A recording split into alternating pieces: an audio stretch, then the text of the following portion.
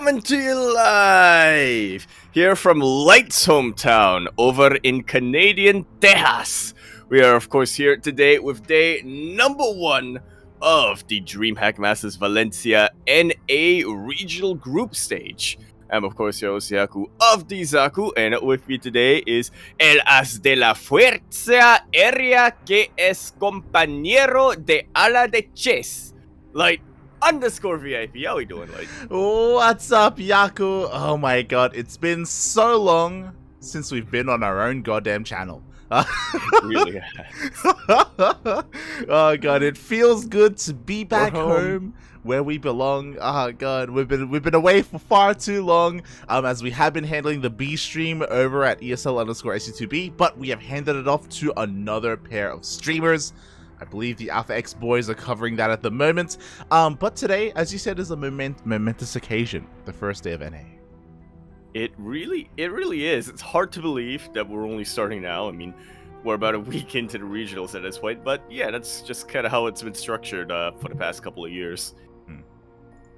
Yeah, exactly. It's one of those things where because EU is so large, EU starts a little bit earlier, North America starts after Latin America, and now here we begin. Speaking of beginning, as I have switched the scenes over here, we are going to be starting off with some TVZ, and we have quite a number of good matches here ahead of us. Yeah, I mean, I'm pretty grateful here as we, being the D stream, we kind of picked last. But thankfully, the rest of the streamers today were gracious enough to give us a couple of good ones, including one of our boys. Oh yeah. As everyone can see, we're starting things off with Epic versus Namshar, and then we're following Epic into his second TVZ up against BioIce, the Canadian Zerg player. Then, of course, the featured match, the TVT, which is, I'm glad you were able to wake up for today, just for this, just for our boy Vindicta. Of course, you gotta always be there, That's why I hang a jersey. Yes. Oh god. So yeah, we have that as well, which we'll eventually get into. Hashtag no bias in the chat. And we end the night off with Binsky versus Disc. Ooh, somebody who I haven't been able to catch for a while, but was somebody who also always impressed me back in the NA Apprentice. Back when we actually casted, those NA Apprentice tournaments and whatnot. Oh yeah, exactly. All these players we have been able to feature on our channel in the past. Now it's all coming down to this to North America. Again, the players did have a little bit of time or extra time to prepare for their matches. So honestly, I'm pretty excited. I can't wait to get into Binsky. It's his first time in the regionals for North America as well. So yeah, it's cool to see some fresh faces here as well. His first time in the regionals, and they throw him up against Vindicta. That's rough, but yeah, that's something to look out for. Of course, this is going to be another round-robin group stage, like EU, but unlike EU, there are only 2 groups. Yes.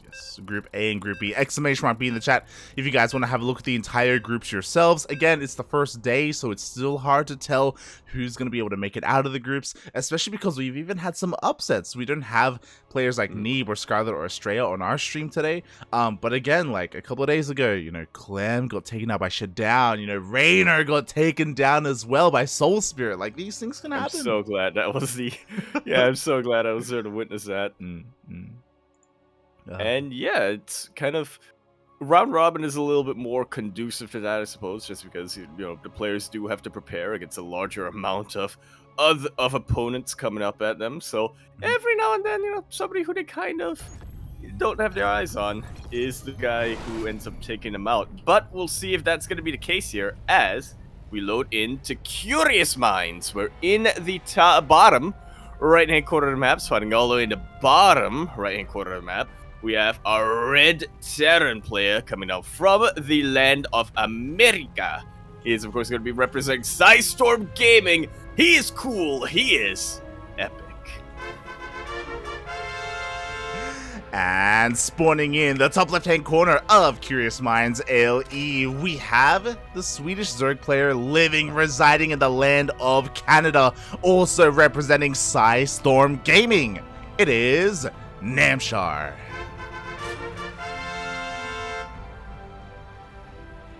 Man, KJ's really got a monopoly on a lot of these NA players. He really does. He really does. These aren't the only two Psystorm players that we're going to be casting today, so yeah, it's one of those things where people may not be aware of this, but a couple of years ago, a new team called Exxon started up. If you remember, they had Cham, they had, I think they even had Epic, Special, a lot of NA players. Max Packs? Well, I guess Max Packs see you, but a lot of players. And last year, like the start of last year, KJ actually acquired Exxon and like merged their team with Psystorm. So like, yeah, they like grew their roster even further. Yeah, really cool to see, and that. Well, yeah, that's just pretty cool to see. It's all I have to really say about that, and yeah, that just gives KJ that stranglehold. He is the monopoly mate. He's got everything. It's amazing. He is. He has the mustache. He does. The top hat. Oh god, but much love to KJ as he is the owner of Psystorm Gaming. I'm sure he's lurking in one of the streams cheering for his boys. Oh boy, but yeah, we'll see how this goes, because when it comes to the NA scene, you know, Epic has been a ladder here for a long time. He's been very competitive. He's been competing in regional events, but you know, we don't see him often play up against someone like Namshar. Yeah, especially since for whatever reason they just don't sign up for the same amount of tournaments. Namshar is definitely pretty competitive. You see his name pretty often, pretty regularly in the ESL NA EPT Cup. Yeah, he's been there in the weeklies, and we'll see if he has it in him to take down a player of the caliber of Epic, as the first Reaper already goes down. A little bit greedy there by Epic, but yeah, I'm excited to see how this goes, because I don't know if you remember this, but for a while Epic even race changed. I remember for a while he himself was Zerg. I was wondering about that when I saw that he was loading into Terran today. I was like, wait, are we not starting with the ZvC? Or with the ZvC? Is Epic off racing? Is he doing what Rainer couldn't? Whoa, calm down, buddy. But no, he is in fact playing Terran, which is his main race. You know, Zerg would be the off race in this scenario. I think there was one season of DreamHack where he did compete as Zerg, by the way, like maybe in 2021. Yeah, I want to say fall or summer or fall 2021. I want to say there was a period where he did switch over for a good while, and I think he still ladders as Zerg as well, just every now and then. But here he is, you know, back on his main race, and again, you know, Namshar is one of those big titans of the scene. Oh, Epic opening up with a bit of a 1-1-1.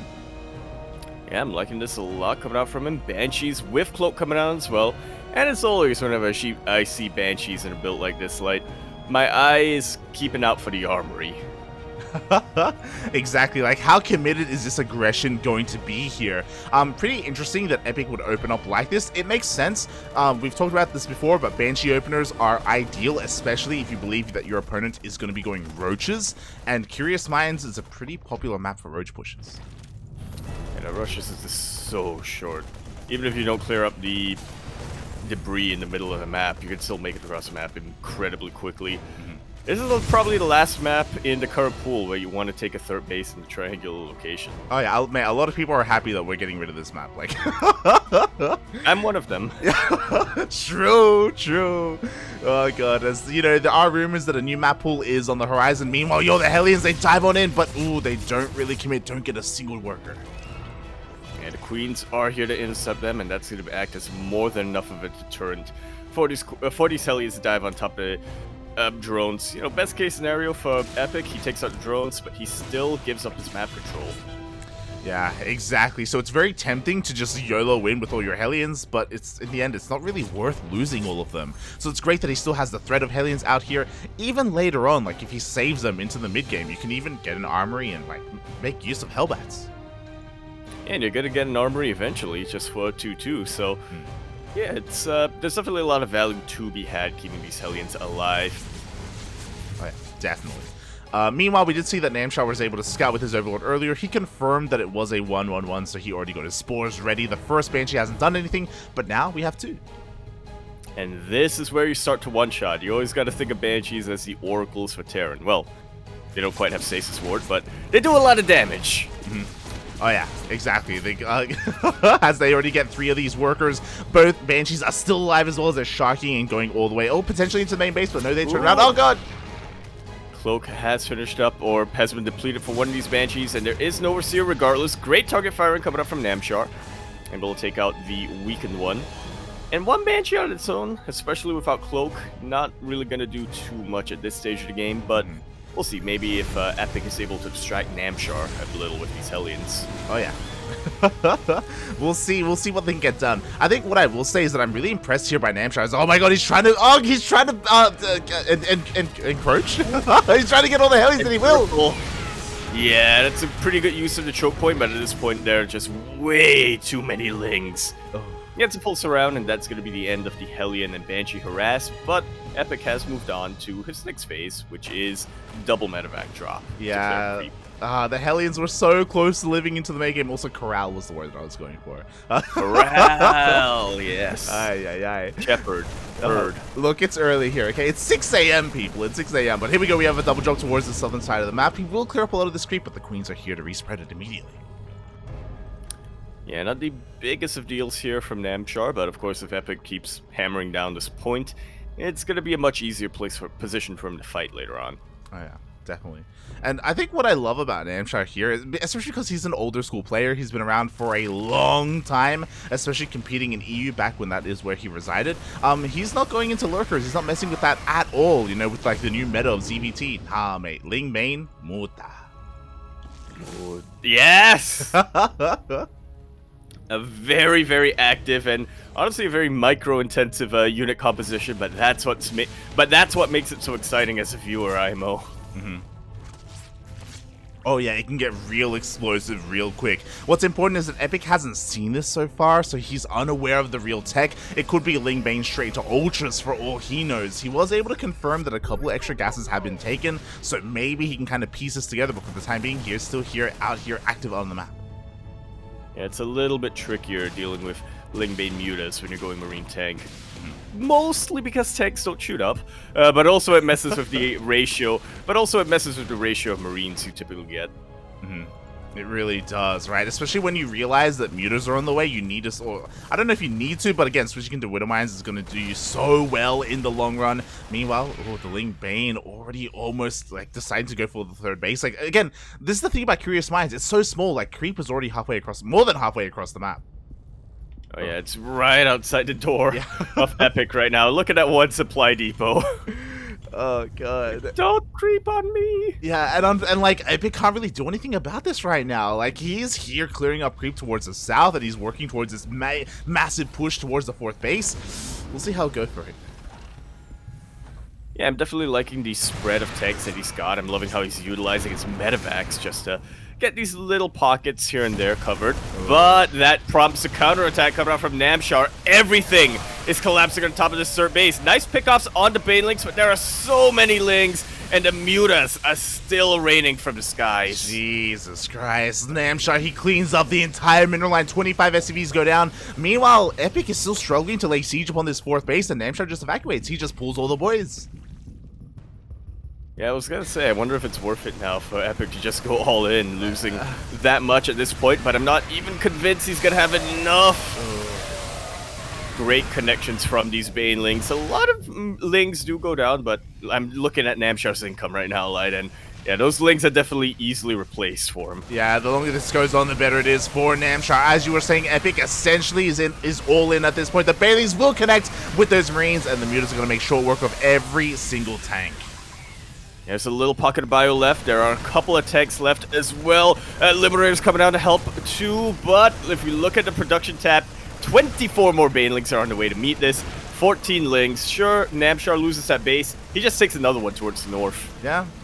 He's even arguably taking one of Epic's bases there. Meanwhile, the Ling Bane is going to roll in once again. There's only a single tank here with the entire army. Another tank will join, and yo, the Marines are doing pretty well here, but there's just not a lot. There's just not a lot left. Yeah, the splits are fantastic, but even an inefficient trade right now is hurting Epic way more than it's hurting Namshar. Oh, yeah, but you know what? The Marines are going to be able to get all these mutas. The boys are being pulled as well. These Marines are doing a surprising amount of damage, Yaku. And there's no Banelings. Yet. Oh, yes, you two did finish up for him. And those are some fantastic target fire coming out from Epic. GG is called Epic. Takes aim number 1. Not living up to his name. Mate, Epic was down in supply. The surrounds were amazing as well. I thought that, you know, we only needed a couple more banelings left here, but his target fire, his splitting, like his execution of how he was able to control his bio was just barely good enough. And I feel like in the end, the map worked out there for Epic because, again, it didn't take long for him to just rally everything across the map and just end the game and not give Namshar room to rebuild. Yeah, there's definitely the duality there of Curious Minds. It takes, like you said, takes so much quicker to parade push across the map, just rally all of your units over there and get there in time. And I'm definitely agree. I do think that Namshar, at certain points, definitely had just enough to deal with the Bioforce coming out from Epic. But, well, he had enough Banelings and he had enough Mutalisks, but he did neglect his Lings a little bit after that. So there was no buffer from them. Epic was just able to split beautifully and target down any Baneling that came his way. I think, and from there, it was pretty straightforward. I think just like us, I think Namshar thought he had won, and I think Namshar didn't realize that like he wasn't like really expecting that bio army to do so much. So like if he had given up that third base, if he had just straight up like evacuated drones again, you know, maneuvered his army into the natural, into the main base, and just waited for more reinforcements and more banelings, I feel like Namshar probably holds there. But like forcing his opponent all in like that and forcing that like desperation move, like GG. He for broke Epic, the man. bear. Yeah. Yeah. The black bear. Are they American? Yeah. Is that how that works? Yeah, there are black bears in America and Asia. Okay, there you go. But different species. Oh. And now, Mhm. well, we're jumping into another very quick and tiny map. True. What the hell were the vetoes? Unfortunately, we're not really privy to that information. But we go from one small map to the shortest rush distance map in the map. Well, let's go. I dig it. I dig it. This is America for you, you know? True. They're quick and fast. As we load into Berlingrad LE, we're of course in the top left-hand corner map, spawning all the way in the top left-hand corner. We have the Red Terran player coming down from the land of America. He is the bear himself, representing Storm Gaming. He is Epic. And spawning in the bottom right-hand corner of Berlingrad LE, we have the Blue Zerg player himself, hailing from the land of Canada. We have, also representing Storm Gaming, Namshar. Man, I didn't know I was going to cover DreamHack NA. I would have bought another bottle of maple syrup. I think it's a good thing that you didn't do that. I think...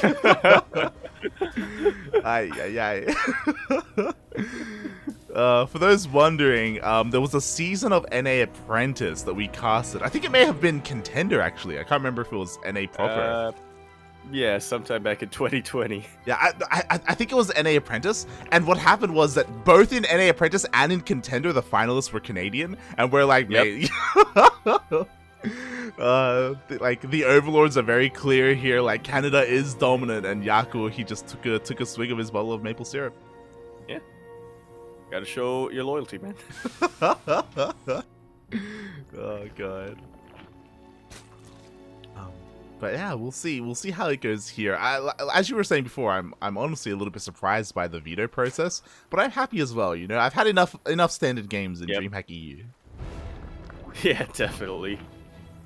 How many games on 2,000 Atmospheres have you seen over there? How many games on Glittering Ashes? Yeah. Heartwire, super popular map because it's just the most standard map. But now things are just spicing up. Exactly, man. Well, in terms of the maps, not so much in terms of the builds. Namshar going for a hatch first, and then Epic going for a Reaper expand. Well, that's the thing, right? Like, even though we had honestly pretty stock standard openers in the first game, like it still led to a pretty unusual scenario. So yeah, it's great to see. You know, it's one of those things where the NA region has its own flavor to things, and we'll see if Epic can kind of really bring that out of even game 2 here. So far nothing too major, just the Reaper being as annoying as possible, forces a spore. Yeah. not the biggest of deals, but it's, just a way of making sure that Namshar can't get comfortable. He's a little bit on his toes. He has to concentrate in more than one area. Mm-hmm. Yeah, as Epic goes for a third CC before a starport light. What a chat. What a guy. On the smaller map, he goes for the 3cc before starport, a macro opener. Pretty interesting choice here. I think he's calling his opponent's bluff, like, mate, you're not gonna roach all in me. No, there's no way. There's no way. Yeah. Maybe in Canada, but Sweden still lives within you.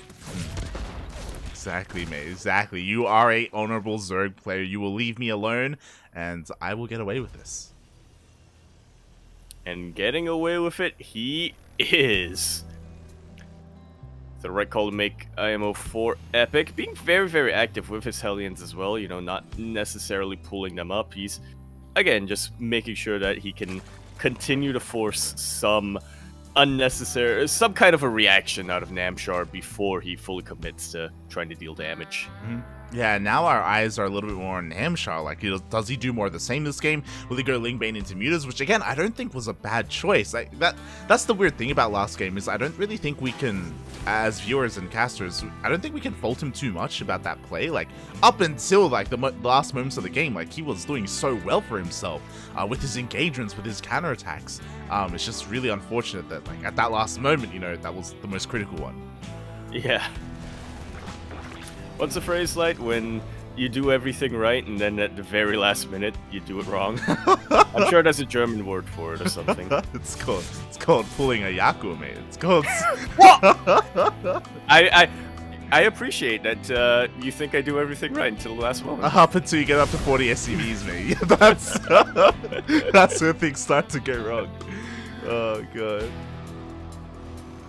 But I believe in our players, and we'll see how things go here. So far, the Hellions are sharking around trying to find a way into the third base, but just like last time, Namshar does not allow him a way in.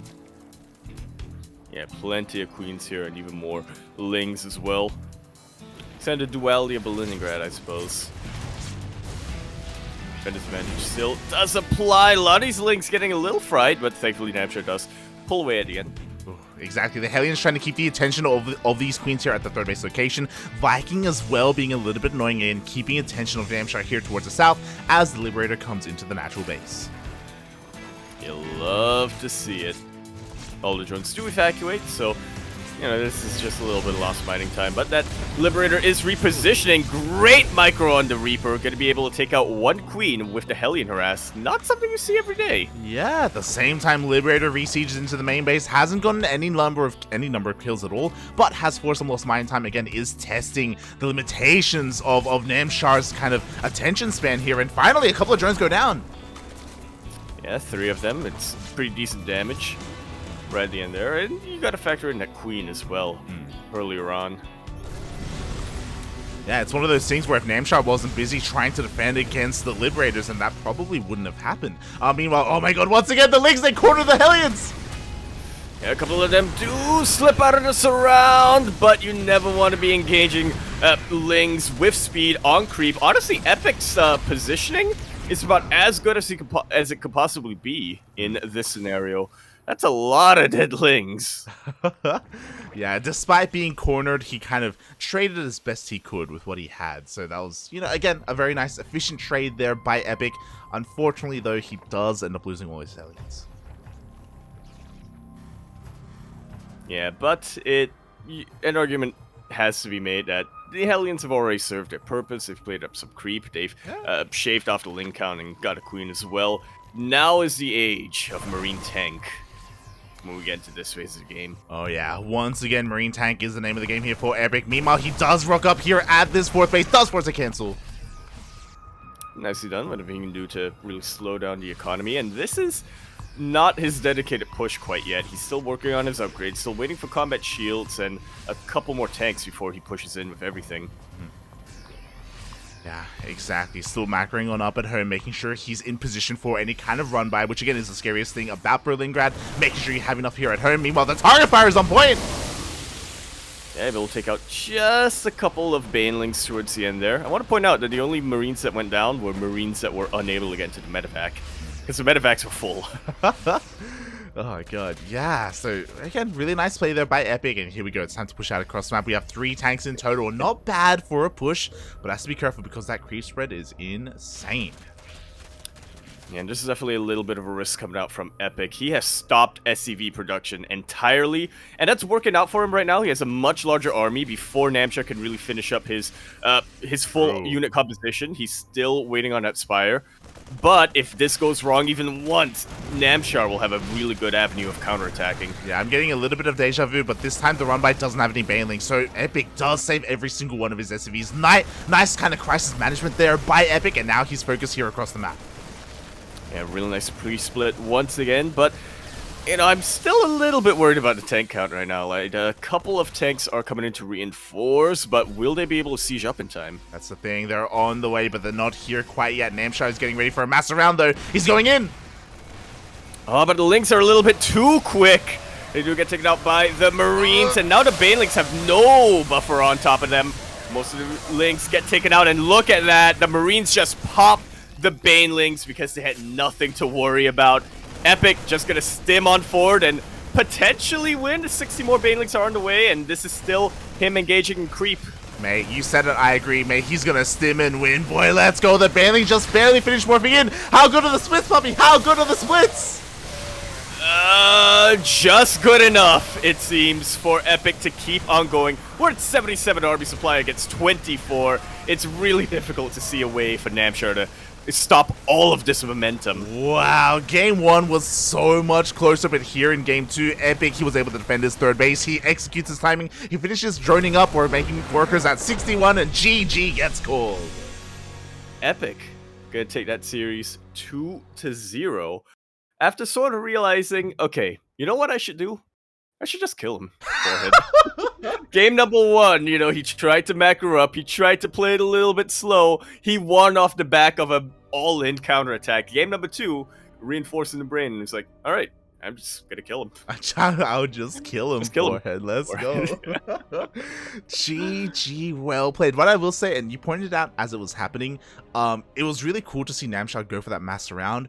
But it was a little bit mistimed. Yeah. You know, one flank did come in a little bit earlier than the other side, so it wasn't the most efficient engagement there for him. You could also argue that maybe, just like the previous game, he could have tried to just give up that third base and wait for a better fight, not trying to go up a ramp and encapsulate that army.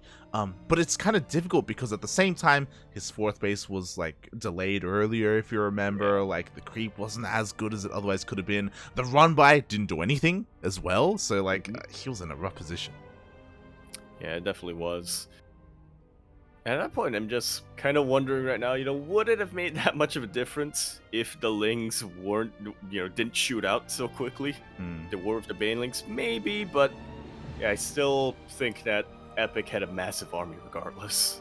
Yeah, exactly, and I feel like Namshar should have respected that a little bit more, especially after the failed run by, because he wasn't really able to cripple his opponents. Like, yeah, maybe just give up that position. Regardless, that was really well executed by Epic, and honestly, a little bit of a surprising result. Historically, Namshar has done really well for himself in DreamHack NA. Yes. But we'll see if this is just, you know, a little bit of a, what's it called, like a blip, a dysregularity, an isolated incident. There we go. As we are still just at the beginning here of the group stage for NA, and nothing is set in stone quite yet. Exactly. Again, we're still conducting our first matches of the round robin group stage. But honestly, this is a pretty major win for Epic. When I was looking at his group A, exclamation mark B in the chat, by the way, if you guys want to have a look at the group, I kind of thought that Namshar was a sure thing, or maybe not a sure thing, but I don't know, one of the stronger contenders to get out of the group. But now, things are looking a little bit more up in the air. Yeah, I mean, you know, the winds are a changing, light. If EU was any indication, if Oceania is any indication, if M-camming dominating the qualifiers was any indication, you know? True. We're in for a bit of a shift here in the natural order, and personally, I cannot wait to see what that's gonna look like for NA. Oh yeah, NA is anything but natural, mate. Let's go. Let's go. Meanwhile, with the conclusion of that game, we are going to be getting ready for our second series of the night. And we're actually going to be following Epic. Yeah, we do have to wait for his opponent to get out of game. We are, of course, talking about BioIce, who's currently facing Scarlet, and ooh, looks like they're in the ace match. Oh over my at god. SC2_ESLC. Oh my god, yeah, check out that C stream for that ZvZ. We will be waiting for the conclusion of that series. But until then, we're going to be going on a short break, and when we return, we will have another TVZ. We'll see you then.